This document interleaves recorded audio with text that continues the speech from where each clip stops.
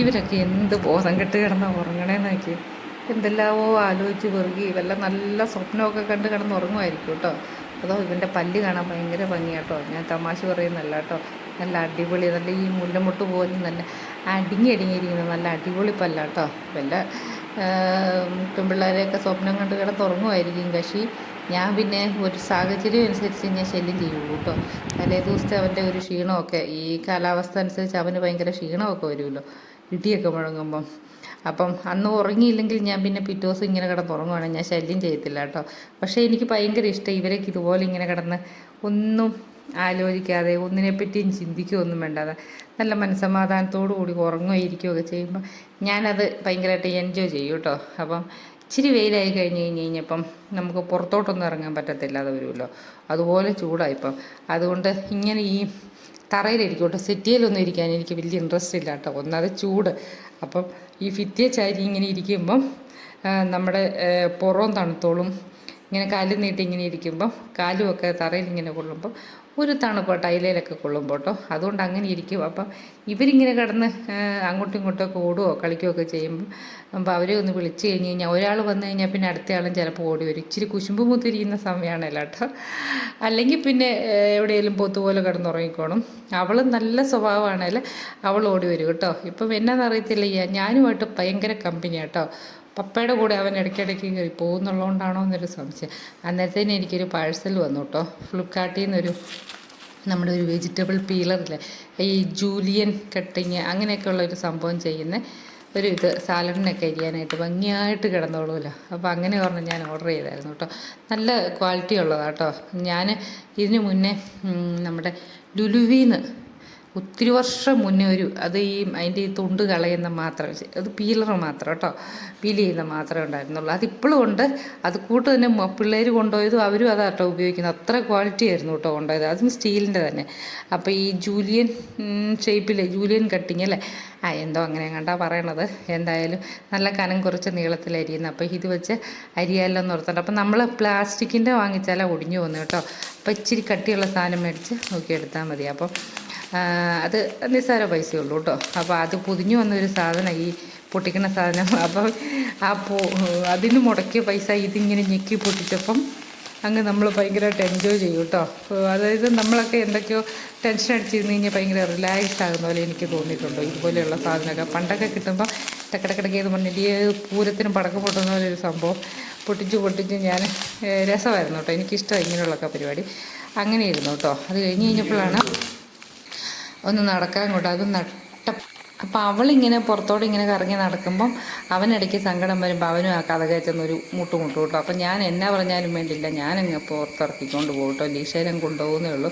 അപ്പം ഞാൻ നോക്കിയപ്പം നമ്മുടെ മാളുവിൻ്റെ വീട്ടിലെ കോഴികൾ അവിടെ നിൽക്കുക കേട്ടോ. അവൻ അങ്ങോട്ട് നോക്കി കൊതിയും വിട്ടിരിക്കുക. അപ്പം അവൻ എന്നോട് പറയുക, ഇതിനെ സ്വപ്നം കണ്ടുകൊണ്ടിരുന്നപ്പോഴല്ലേ തള്ളേ നിങ്ങളെന്നെ വിളിച്ചെണീപ്പിച്ചെന്നുള്ള രീതിയിൽ അവൻ എന്നെ ഒന്ന് നോക്കി കേട്ടോ. എന്നിട്ട് ഞാൻ നോക്കിയപ്പം രണ്ടുപേരും ഇപ്പോൾ ഈ മഴ പെയ്തുകൊണ്ട് നല്ല പച്ച കളറാണ് പുല്ലും വെള്ളയൊക്കെ. നമ്മുടെ ഇതുകൊണ്ട് തന്നെ ബാംഗ്ലൂർ ഡേയ്സിലെ സിനിമയ്ക്കകത്തോ അല്ലല്ല ഓശാനിക്കകത്ത് നമ്മുടെ സിനിമയ്ക്കകത്ത് പറയുന്ന പോലെ പച്ചപ്പും ഹരിതാഭയെന്ന് പറഞ്ഞല്ലോ, നല്ല പച്ച കളറിൽ. അപ്പം അതിൻ്റെ അകത്ത് അവർ കയറി നിന്നപ്പോൾ നല്ല ഭംഗിയായിട്ട് തോന്നി കേട്ടോ. അപ്പം ഇങ്ങനെ പിന്നെ നടന്നു വന്നപ്പോഴാണ് ഈ മുക്കി വന്നു കഴിയുമ്പോഴാണ് ആലോചിച്ച് നിൽക്കുന്നത് കേട്ടോ. അങ്ങോട്ടോ ഇങ്ങോട്ടോ എന്നുള്ള ഒരു സൈഡിലേക്ക് പോയി കഴിഞ്ഞാൽ ഇഷ്ടംപോലെ നാട്ടുമാങ്ങ കിട്ടും കേട്ടോ, പൊഴിഞ്ഞു വീണ്. ആൾതാമസമൊന്നും ഇല്ലാത്ത കേട്ടോ. പിന്നെ നേരെ ഇങ്ങ് പോന്നു.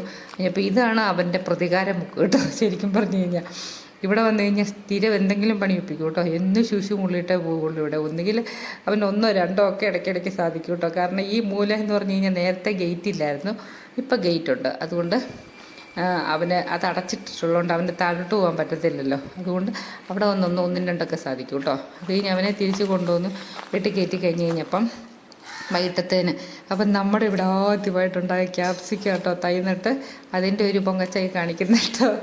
നല്ല 3 എണ്ണം ഉണ്ടായിരുന്നു, പക്ഷേ ഒരെണ്ണം പൊഴിഞ്ഞു പോയി കേട്ടോ, പുഴു കുത്തി. അപ്പോൾ ഇത് നല്ല ഭംഗിയാട്ടോ, വലിയ മീഡിയം വലിപ്പമുള്ളൂ.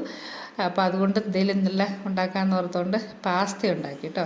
ഞാൻ പാസ്ത ഉണ്ടാക്കുന്ന എപ്പോഴും ഇച്ചിരി ലൂസായിട്ട് കിടക്കുന്ന പാസ്തയാണ് നമുക്ക് കഴിക്കാനും സുഖം. അതിപ്പോൾ നൂഡിൽസ് ആണെങ്കിലും അങ്ങനെ കേട്ടോ. അപ്പോൾ അത് തന്നെ എടുക്കുന്ന വെള്ളം ഇച്ചിരി ഒഴിച്ചാലും മതി കേട്ടോ. അപ്പോൾ അത് വാങ്ങാറായപ്പോഴാണ് ഞാൻ നമ്മുടെ ക്യാപ്സിക്കം നമ്മുടെ സ്വന്തം ക്യാപ്സിക്കം അരിഞ്ഞ് അതിൻ്റെ അകത്തോട്ട് ഇട്ടത്. അപ്പോൾ നല്ല ടേസ്റ്റായിരുന്നു കേട്ടോ ശരിക്കും പറഞ്ഞു കഴിഞ്ഞാൽ. അപ്പം ഇതിൻ്റെ അകത്തിട്ട ചിക്കൻ്റെ സ്റ്റോക്ക് കുക്കറിൻ്റെ അകത്തിട്ട് ചിക്കൻ വേവിച്ചു കേട്ടോ, ഇച്ചിരി വെള്ളം ഒഴിച്ച്. അപ്പം അതിൻ്റെ സ്റ്റോക്ക് എടുത്ത് ഇവർക്ക് സൂപ്പ് ഉണ്ടാക്കി കൊടുത്തു. നല്ല ഇത് നിങ്ങൾ പച്ചക്കറി തെറ്റിക്കാനായിട്ട് ഇച്ചിരി പാടാട്ടോ. അപ്പം ഞാൻ ഇച്ചിരി ഞുടുക്കുത്തിയൊക്കെ കാണിച്ച് കൊടുക്കുവേ. അപ്പം നമ്മളിങ്ങനെ ചെയ്താൽ മതി. ഈ സ്റ്റോക്ക് എടുത്തിട്ട് ഇതിൻ്റെ അകത്തോട്ട് ചെറുതായിട്ട് ഗ്രേറ്റ് ചെയ്ത് ക്യാരറ്റ് അങ്ങ് ഇടണം. അത് ഇച്ചിരി ആറി കഴിഞ്ഞ് കഴിയുമ്പം അതിൻ്റെ അകത്തോട്ട് ഞാൻ ഒരു മുട്ട പൊട്ടിച്ചൊഴിച്ച് നന്നായിട്ട് അടിച്ചെടുത്തു സ്പൂണും കൊണ്ട്. എന്നിട്ട് മൂടി വെച്ചു. അത് കഴിഞ്ഞ് കഴിഞ്ഞപ്പം നമ്മൾ ഈ പാസ്തയ്ക്കകത്തിട്ട് ചിക്കൻ ഉണ്ടല്ലോ, അതിൻ്റെ ബോണൊക്കെ ഉണ്ടല്ലോ, ബോണ് പിന്നെ കുറച്ച് പീസ് ഇതെല്ലാം കൂടെ ചെറുതായിട്ടൊന്ന് ചതച്ചിട്ട് അതിൻ്റെ അകത്തോട്ടിട്ട് ഇളം ചൂടായിട്ട് ഞാനതങ്ങ് ഇട്ട് കൊടുത്തു കേട്ടോ. നല്ല ടേസ്റ്റായിട്ട് അവർ നന്നായിട്ട് അവർ കഴിച്ചു കേട്ടോ. അപ്പോൾ ഈ പച്ചക്കറി കഴിക്കുകയും ചെയ്യാം. അപ്പം ഞാൻ ഈ ഏതിറച്ചി മേടിച്ചാലും അതിൻ്റെ എല്ലാം ഒന്നുകിൽ നന്നായിട്ട് വേവിച്ച് കൊടുക്കും കേട്ടോ. നേരത്തെ അല്ലാതെ കഴിക്കാൻ കൊടുക്കുമായിരുന്നു, ഇപ്പം അങ്ങനെ കൊടുക്കില്ല കേട്ടോ. നന്നായിട്ട് കുക്കറിൻ്റെ അകത്തിട്ട് വേവിച്ച് കഴിഞ്ഞാൽ അതിൻ്റെ അകത്തെ ബോണിൻ്റെ ഉള്ളിൽ നിന്നുള്ളതൊക്കെ പുറത്തിറങ്ങി കുക്കറിൻ്റെ അകത്ത് വേവിച്ച് കഴിഞ്ഞാൽ അതൊക്കെ ഇറങ്ങിക്കോളുമല്ലോ. അപ്പോൾ അതൊക്കെ ഇവർക്ക് കൊടുത്തു കഴിഞ്ഞാൽ നമുക്ക് സ്പെഷ്യലായിട്ട് ഒരു സപ്ലിമെൻ്റ് ഒന്നും കൊടുക്കേണ്ട ആവശ്യമില്ല കേട്ടോ. അപ്പോൾ അതുകൊണ്ട് ഞാൻ അങ്ങനെയാണ് കൊടുക്കുന്നത്. അതുകൊണ്ട് വലിയ രോഗമോ അങ്ങനെയൊന്നും ഇല്ലയെന്ന് എനിക്ക് തോന്നിയിട്ടുണ്ട് കേട്ടോ ഇവർക്ക് പ്രത്യേകിച്ച്. അപ്പോൾ അത് അവർ നല്ല ആസ്വദിച്ച് കഴിച്ചു കേട്ടോ. ലാസ്റ്റ് ഇത് മൊത്തം കഴിച്ച് കഴിഞ്ഞപ്പം അവൾ വീണ്ടും എന്നെ നോക്കിക്കഴിഞ്ഞപ്പോൾ ഞാൻ എന്നായെന്നറിയാമോ, ഞാൻ കഴിച്ച പാസ്തയുടെ കൂട്ട് ഒരു കുഞ്ഞി കഷ്ണം എടുത്ത് ആ പാത്രത്തിൽ ഇട്ട് കൊടുത്തു. കാരണം ഇതിന് സോസിൻ്റെ മണം കിട്ടിക്കഴിഞ്ഞാൽ പിന്നെ കഴിക്കില്ല. കാരണം ഇതിൻ്റെ അകത്ത് സോസൊക്കെ ഇട്ടതാണല്ലോ. അതുകൊണ്ട് പിന്നെ മനഃപൂർവ്വം അങ്ങനെ കൊടുത്താട്ടോ. അത് കഴിഞ്ഞ് കഴിഞ്ഞപ്പം അവർ നല്ല രുചിയായിട്ട് കഴിച്ച് അവർ പോവുകയും ചെയ്തു. ഞാനും കഴിച്ചു കേട്ടോ. നല്ല ടേസ്റ്റായിരുന്നു. കാരണം ചിക്കനൊക്കെ നന്നായിട്ട് വെന്ത് എനിക്കതിൻ്റെ ആ ക്യാപ്സിക്കത്തിൻ്റെ ക്രിസ്പി ആയിട്ടാണ് നന്നായിട്ടായിരുന്നു കേട്ടോ. അപ്പോൾ അതുകൊണ്ട് നമ്മൾ നല്ല എൻജോയ് ചെയ്ത് കഴിച്ചു. അവരും അത് മൊത്തം കഴിച്ചു കേട്ടോ. അപ്പോൾ ചുമ്മാ ഒരു കിടക്കാറെന്ന് പറഞ്ഞു കഴിഞ്ഞാൽ ഒരു 7 മണി 7:30 ആയപ്പോൾ ഉണ്ടാക്കി ഞങ്ങൾ കഴിക്കായത്. അപ്പോൾ അവർക്കുള്ള ഫുഡ് നേരത്തെ കൊടുത്തായിരുന്നു. എന്നാലും ഇത് നമ്മൾ ഈ എല്ല് വെറുതെ കളയണ്ടല്ലോ. അപ്പോൾ അതുകൊണ്ട് നേരം വെളുക്കുന്നോടം വരെ പിടിച്ച് നിൽക്കണ്ടേ, അങ്ങനെ അത് കൊടുത്താട്ടോ. അപ്പം അവരത് ഹാപ്പിയായി. ലാസ്റ്റ് അവൻ്റെ കുടുക്ക നിറച്ച് അവനങ്ങ് പോയി കിടന്നുറങ്ങി. തീർത്തും ശരിക്കും അത് തീർത്ത് കൊടുത്തു കേട്ടോ. പച്ചക്കറി കഴിക്കാത്ത ഡോഗ്സിന് ഞാൻ പറഞ്ഞ പോലെ ഒന്ന് കൊടുക്കുകയാണെങ്കിൽ അവരത് ചെറുപറയെന്ന് കഴിച്ചോളൂ കേട്ടോ. അത് കഴിഞ്ഞപ്പം അവൻ പോയി, അവളും ഒരു എന്നാ പറയണേ നീണ്ടു നൂർന്നൊരു താങ്ക് യു പറയുന്നതിൽ ഒന്ന് വലിച്ച് നീട്ടി അവൾ വന്ന് പറഞ്ഞു.